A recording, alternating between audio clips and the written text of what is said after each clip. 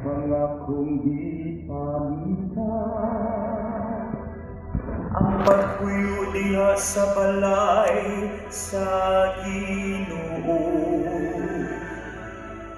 Usap ka butang ang akong ipamitan ang pagpuyo diha sa balay sa Ginoo. Ang Ginoo maoy akong kahayag, ug akong kaluwasan. Kinsa may akong kalisangan. Ang Ginoo maoy dalangpanan sa akong kinabuhi. Kinsa pa may akong kahadlukan. Usa ka butang ang akong ipamitan ang pagpuyo diha sa balay sa Ginoo.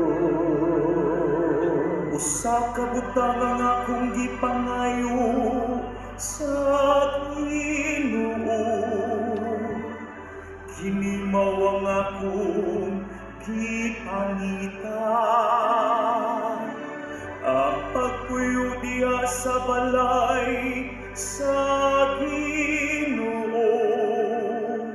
Sa tanang mga adlaw sa akong kinabuhi.